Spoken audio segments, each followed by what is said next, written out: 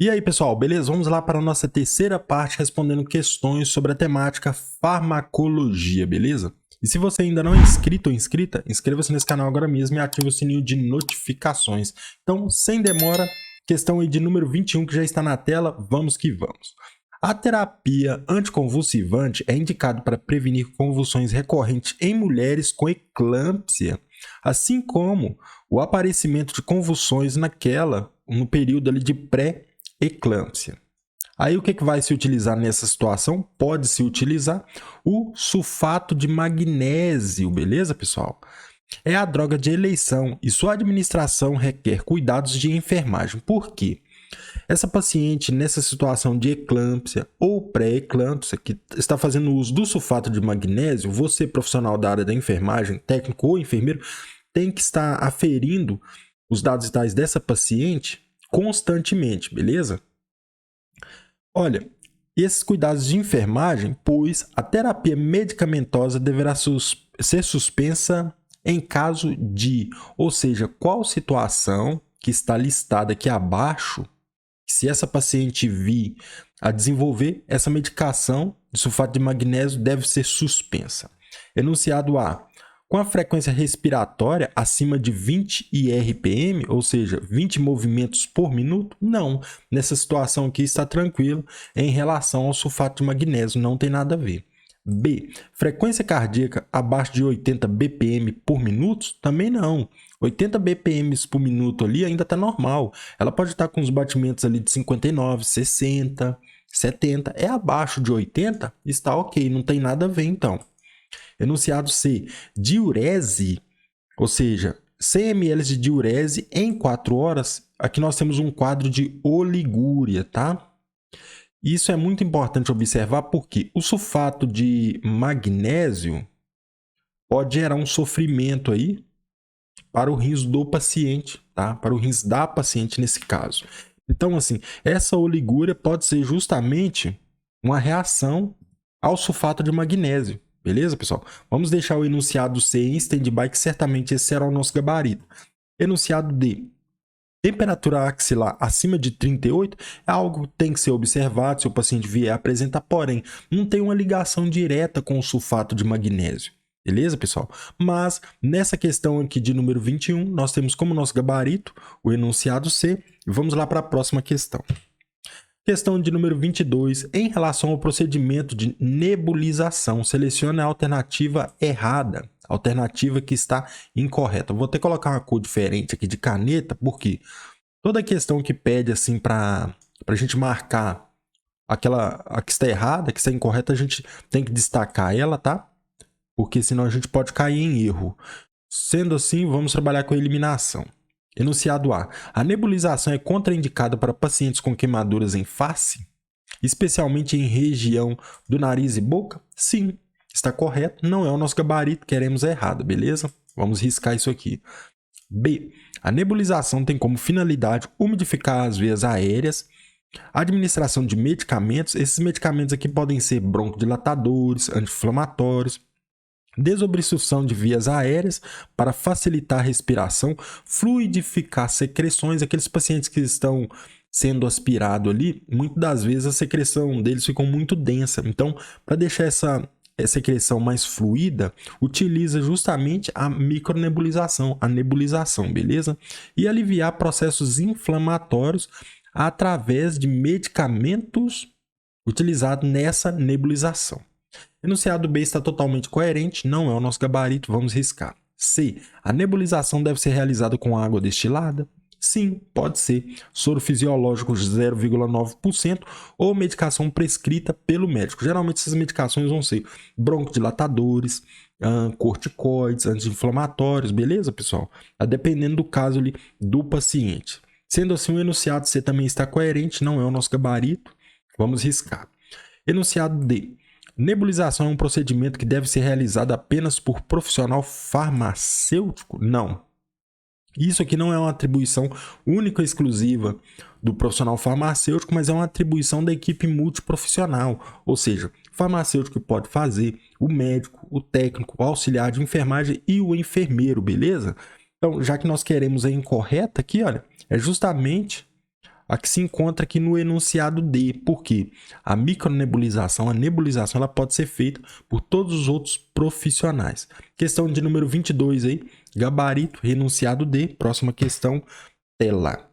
Questão de número 23. Para o tratamento da sífilis adquirida no adulto, foi prescrito 2,4 milhões de penicilina Z benjatina, intramuscular IM, dose única. Essa dose única, preste muita atenção. No tratamento da sífilis, é dose única por semana, tá? Vai fazer ali 1,2 milhões de unidades internacionais em cada glúteo. Então, esse paciente ele vai utilizar 2,4 milhões por semana, tá? 1,2 em cada glúteo. Dói muito, mas tem que ser feito. Para baixar a titulação aí da sífilis, beleza? E expulsar essa bactéria. Nessa situação, para administrar o volume correto da medicação no paciente por via intramuscular, tem que ser intramuscular, porque a Bezetacil ela é uma medicação muito irritante, uma medicação muito densa. Então, tem que ser feito somente por via intramuscular e não pode ser feita no braço também não, tá? Já tem que ser no glúteo. Na área da primeira escolha. O conteúdo de cada frasco ou ampola deve ser reconstituído, ou seja, diluído com quantos ml deve ser diluído essa medicação? Já que a maioria existem, né, a Bezetacil que ela já vem preparada, ela já vem pronta ali, tá? Aí é só você mexer ela e tudo mais para ela não agarrar na seringa, aí você pode administrar. Mas a maioria da Bezetacil ela vem com um pó liofilizado, então você tem que diluir. É isso aqui que você está perguntando. Qual o ml correto para você diluir essa medicação? Enunciado A. 10 ml de água destilada aplicando 2,5 ml em cada região dorsoglútea? Não, esse enunciado aqui está errado, tá? Porque não é 2,5 ml. Posso fazer com 2,5 ml? Pode. Mas corre o risco de você fazer com que a seringa venha entupir, porque essa medicação ela fica muito densa, ela é uma medicação um pouco complicada muitas vezes para ela sair ali pela ponta da agulha, tá? Então, se é permitido você utilizar mais, por que não utilizar, tá? Evita de ficar furando o paciente caso a agulha venha entupir com a própria medicação. Enunciado B. 5 ml de água destilada? Não é 5 ml não, tá? Aplicado 2,5 também não. Em cada região ventroglútea?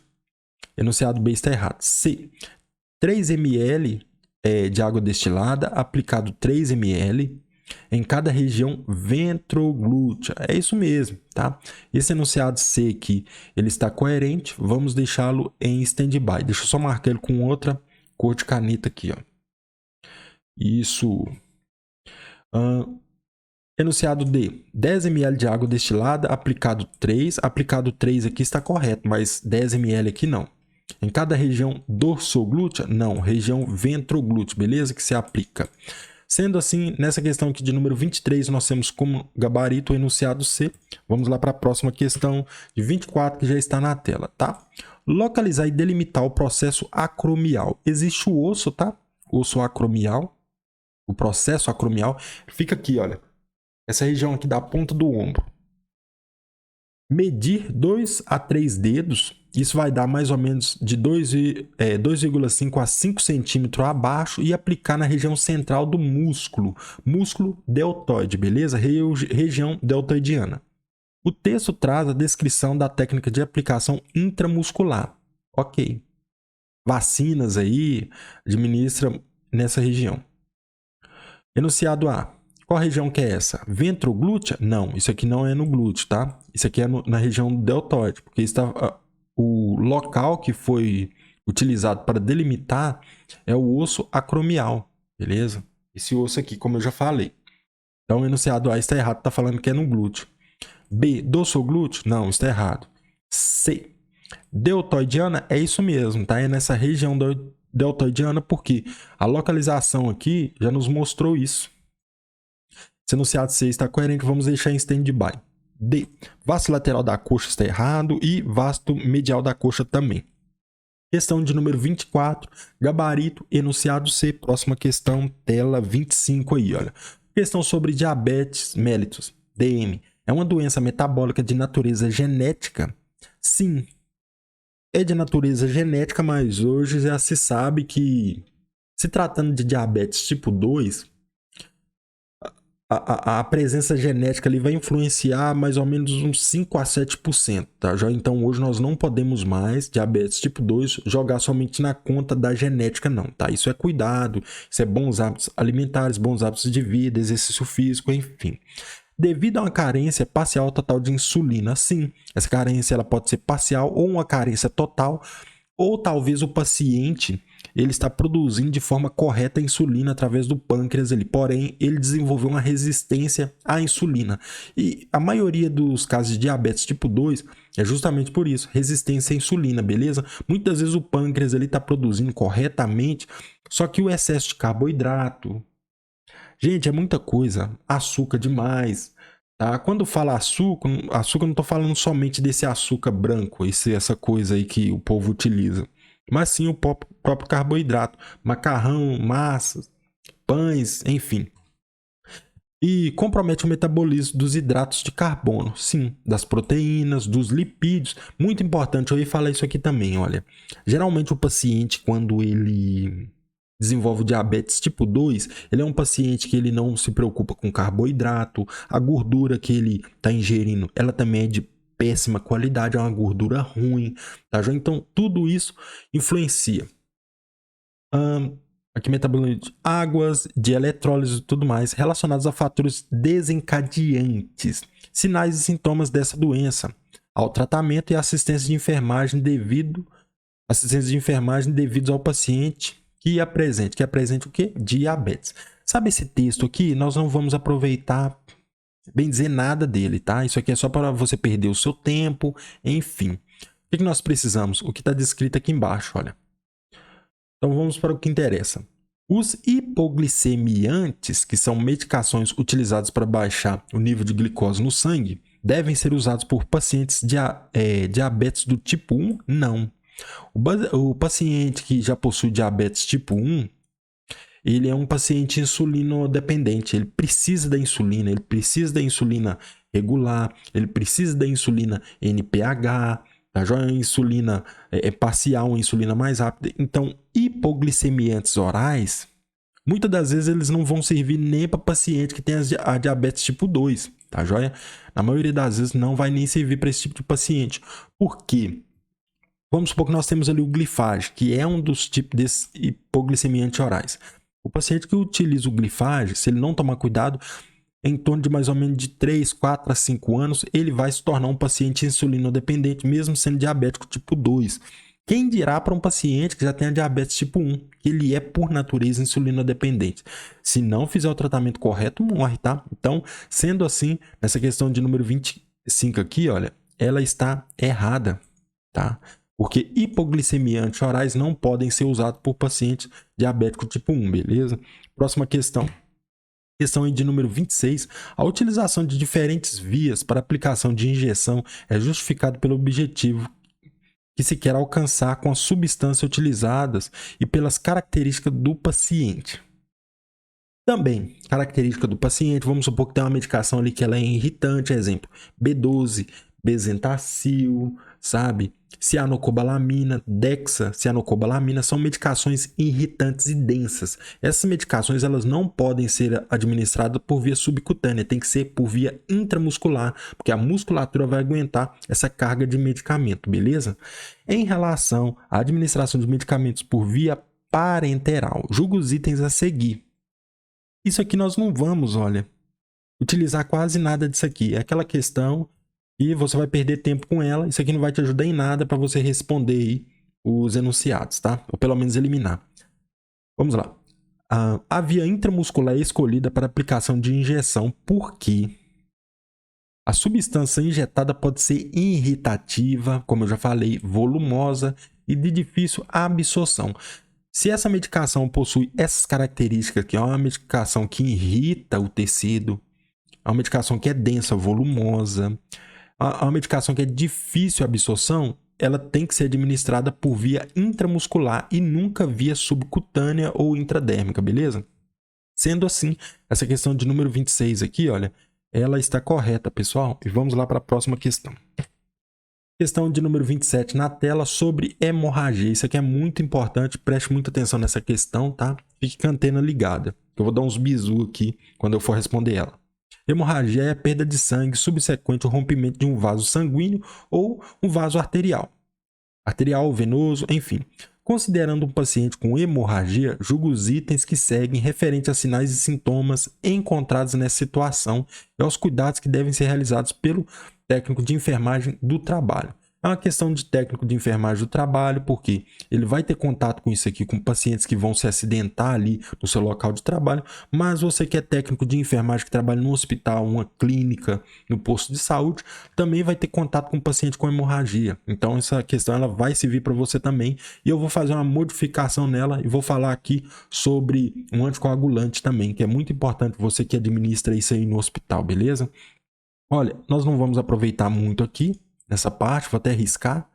Aquela questão para você perder tempo. Isso aqui não vai agregar em nada você. Se você ficar preso aqui, se você ficar bitolado nisso aqui, costuma você errar a questão ainda. Vamos que vamos. Olha, um cuidado imediato do técnico de enfermagem. Cuidado imediato. Nesse caso, deve ser aplicar no paciente 2 mg de heparina. Preste atenção. O paciente já possui hemorragia. Ele possui hemorragia. Você ainda vai administrar heparina nele para deixar esse sangue mais fluido, menos denso? Complicado, hein? A heparina administrada por via intradérmica para conter o fluxo sanguíneo, mas heparina ela não contém o fluxo sanguíneo. Pelo contrário, se você administrar uma heparina, uma enoxaparina no paciente ou qualquer um outro anticoagulante ou antiagregante plaquetário, você vai fazer com que essa hemorragia ela aumente, beleza? Sendo assim, nessa questão de número 27, ela está o quê? Questão que está errada, né, pessoal? E vamos lá para a próxima questão. 28, tela. O papel do profissional de enfermagem na administração de medicamento tem se tornado cada vez mais complexo e diversificado, sim. Não é somente você ir lá entregar a medicação para o paciente, preste atenção. Você tem que falar o que você está dando, você tem que ter em mente para que serve aquela medicação, você tem que saber se o quadro, mesmo se o médico prescreveu, se o quadro do paciente está condizente com aquela medicação, uma situação hipotética que sempre acontece, se você trabalha no hospital, você já viu isso acontecer.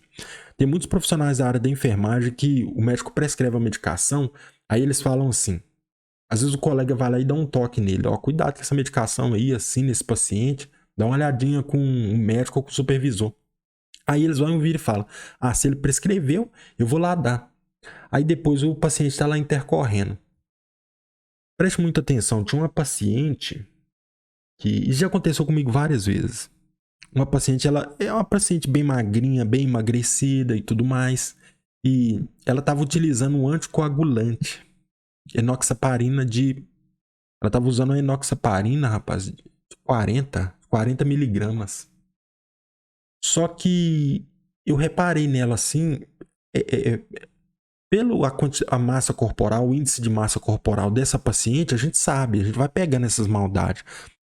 Essa paciente que ela não pode ficar recebendo essa medicação. Fui passei para o supervisor. Aí eles riscaram, o supervisor passou para o médico, riscaram aquela medicação, não deram para o paciente no meu plantão. Aí eu fui, anotei lá certinho, eu falei, não tá certo mesmo, não pode, porque tem que ajustar a dose, que a dose está muito alta para essa paciente. Paciente de 80 anos, se ela pesasse ali uns 40 quilos era muito. Então aquilo ali, a quantidade de enoxaparina para ela estava bastante, naquela situação da paciente. Só que no próximo plantão, eles não modificaram a prescrição da paciente, não tiraram a enoxaparina, não mudaram a dosagem dela. Foi uma outra pessoa que foi fazer essa enoxaparina na paciente. A paciente, ela perdeu bastante sangue pelo acesso, ela ia receber alta, ela não recebeu. É uma paciente que começou a apresentar um sangramento gastrointestinal. Então, assim, é algo que a gente tem que ter maldade quando vai trabalhar no hospital, quando vai utilizar aí esses anticoagulantes, beleza? Isso é só uma dica. Principalmente em decorrência do avanço da farmacologia. E nós sabemos que, querendo ou não, a enoxaparina, como muitos outros medicamentos, fazem parte do avanço da farmacologia aqui no Brasil e no mundo todo. Então a gente tem que ficar antenado quanto a isso, beleza? Você prestar atenção no paciente, você prestar atenção na medicação que você está dando. Peraí, por que aquele paciente ali tem 100 quilos ele está recebendo enoxaparina de 60? Por que essa paciente aqui, ela tem 40 quilos, por que ela está recebendo a enoxaparina de 40? Você está entendendo? É umas coisas assim que a gente tem que ir ligando, a curiosidade, isso manda muito. Então, de acordo com a farmacologia, a diferença entre droga e medicamento reside né, no fato de que todos os medicamentos, preste atenção, todos os medicamentos são drogas. Isso é fato, tá? Mas nem todas as drogas são medicamentos. Um exemplo diz que nem todas as drogas são medicamentos porque a maconha não é um medicamento. A cocaína não é um medicamento. Por mais que exista um grupo enviesado que vai defender, não, mas a maconha é boa para isso, para aquilo, porque ela tem uma substância. E quantas pessoas que ficam retardadas utilizando a maconha? E aí, o que vocês me dizem? O estrago é muito maior. Não, mas tem os efeitos ali benéficos. Sim, pessoas que estudaram e entendem. Não é uma coisa que deve ser legalizada à torta e à direita aí para esse povo utilizar, não. Beleza? Porque o sistema ele já é precário. Imagina liberando essa porcaria. Tá? Então, isso aqui é um grande exemplo. Dei só um exemplo aqui, tá? Que todos os medicamentos são drogas, mas nem todas as drogas são medicamentos. Essa questão aqui de número 28, ela está correta. Próxima questão, 29, que já está na tela. Vocês repararam que eu estou trazendo questões aqui relacionadas a anticoagulantes, sangramentos e tudo mais? Isso é muito comum. É inevitável. Você, como técnico de enfermagem, trabalhando em um hospital, você vai ter que ter essa maldade aí em relação a esse tipo de medicamento, a esse tipo de medicação aqui, olha, os anticoagulantes, tá? Você tem que ficar com a antena ligada. O paciente tem um anticoagulante 10 horas da tarde, mas você já tem um anticoagulante 10 horas da tarde, mas você já viu lá que está escrito que ele vai descer para o centro cirúrgico às 16 horas ou na parte da noite. Você vai fazer essa medicação no paciente? É sério mesmo? Você não vai tomar saber, você não vai tomar parte nessa situação? Você tem que olhar porque esse paciente ele pode intercorrer justamente ali na sua cirurgia. Beleza? Mas isso é um médico que tem que olhar. Sim, é um médico que tem que olhar, mas existe muitas vezes nessas prescrições prescrições aí de médico, o copia e cola. Tá? O paciente vai ter um procedimento, mas copiou e colou a prescrição. Copiou e colou, Ctrl+C, Ctrl+V, você vai e faz a medicação. Tá entendendo? Então, assim, é algo que o profissional de excelência mesmo, o profissional que sabe trabalhar, são essas coisinhas assim que vai diferenciar ele, que faz toda a diferença para o paciente, beleza? Então, no tratamento com anticoagulantes, requer da assistência de enfermagem, o monitoramento diário para detecção de. Sempre quando falar em anticoagulantes, pode associar sangramentos, beleza? Sem sombra de dúvidas, que você vai ter um caminho ali andado para você acertar essa questão. 50% você já eliminou, sem sombra de dúvidas. Enunciado A, você tem que observar o quê? Um paciente que está utilizando anticoagulante. Cristalúrias, ou seja, cristal na urina? Não, tem nada a ver. Disúria também não, dor ao urinar. Hematúria, o que é hematúria? Sangue na urina. Isso aqui você já tem que ficar com a antena ligada. Vou até marcar com outra caneta aqui, ó. Fica com a antena ligada, tá? A hematúria sim, porque isso aqui já é um sangramento na urina. E só mais uma dica. Toda vez que você for administrar qualquer anticoagulante, você tem que perguntar ao paciente: você está indo no banheiro, apresentou algum sangramento na fezes ou na urina? Aí o paciente: não apresentei não. Isso aqui. Beleza, você pega e dá a medicação, ok? Mas caso contrário, você falar que tem algum sangramento, você não pode dar. E você fala que você não deu ali, passa para o supervisor procura o médico. Anúria. Não, ausência de urina também não tem nada a ver com anticoagulante, nada a ver. Colúria. Também não, urina de cor escura. Aí às vezes as pessoas podem falar, é um sangramento. Nem sempre. Talvez é um paciente ali que tem uma restrição à água, ele não pode fazer uso ali de 2 litros, 1 litro e 500, 3 litros de água por dia, por causa da insuficiência renal. Essa urina desse paciente tende a ser muito mais concentrada e não significa que isso seja sangue, beleza? Algumas medicações também podem alterar a coloração da urina do paciente, deixando ela mais escura ou um pouco turva, ok? E não tem nada a ver com anticoagulante, mas a questão do sangue na urina, um sangue direto na urina, você tem que se atentar para isso, e não somente sangue na urina, qualquer sangramento e o paciente utilizando ali um anticoagulante. Ok? Nessa questão aqui de número 29, nós temos como nosso gabarito o enunciado C, Vamos para a próxima e última questão aqui, nessa terceira parte de questões de farmacologia. Questão de número 30, pessoal. O papel do profissional de enfermagem na administração de medicamentos tem se tornado cada vez mais complexo e diverso. Por que complexo? A farmacologia ela tem se evoluído e muito e vai continuar evoluindo, tá? Nós vamos ter medicações aí, cara, parece loucura isso aqui que eu vou falar. Nós vamos ter medicamentos aí com inteligência artificial para administrar no paciente. E isso vai chegar no Brasil ainda, tá? Nós vamos ter medicações inteligentes. Nós vamos ter. Isso aí está relacionado à internet dos corpos.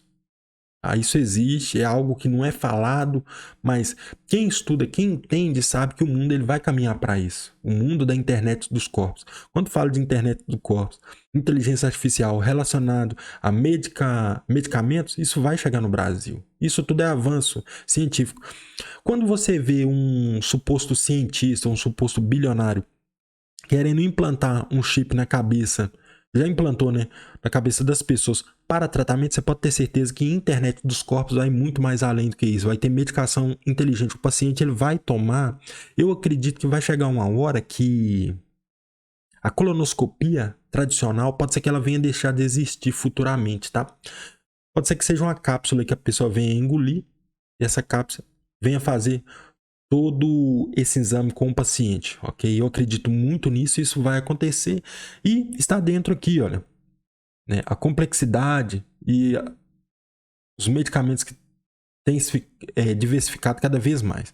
E isso exige muito mais do profissional de enfermagem, principalmente em decorrência do avanço da farmacologia e das novas exigências do cliente. Essas exigências aqui do cliente até que são mínimas, tá? Os pacientes geralmente são tranquilos em relação ao medicamento. Julgo os itens a seguir acerca desse tema. Qual o tema? Complexidade e diversificação medicamentosa por causa do avanço da farmacologia. Ao se administrar um medicamento prescrito, é importante conhecer suas propriedades, sim. Por que o paciente está utilizando aquele medicamento? Para que aquele medicamento serve? Faixa de dosagem, como acontece direto com a enoxaparina. Um paciente ali com um IMC muito baixo, utilizando uma dose alta de enoxaparina, cuidado com isso. O paciente que já está com a pressão baixa e você está lá injetando cada vez mais medicações para baixar essa pressão do paciente, toma cuidado com isso. Efeitos terapêuticos esperados de algumas medicações, alguns antibióticos, possíveis reações adversas, também interações com outros medicamentos, tá joia? Então, isso é muito importante você saber, sem sombra de dúvidas aqui, olha, essa questão aqui de número 30, ela está correta e vamos lá para a nossa próxima página, porque nós chegamos aqui na parte dos gabaritos, tá joia? E eu te espero você na próxima aula. E se você ainda não é inscrito, inscreva-se no meu canal agora mesmo e ative as notificações que todo dia nós vamos ter simulado de questões comentadas. E essa aqui foi a terceira parte, tá? Desse simulado. Respondemos 30 questões de farmacologia que já estão aqui no canal. Te espero no próximo vídeo. Valeu, até mais. Para continuar assistindo os vídeos do canal Enfermagem Simplificada, clique nos cards acima e seja redirecionado. Dessa forma, assista mais vídeos aqui do canal.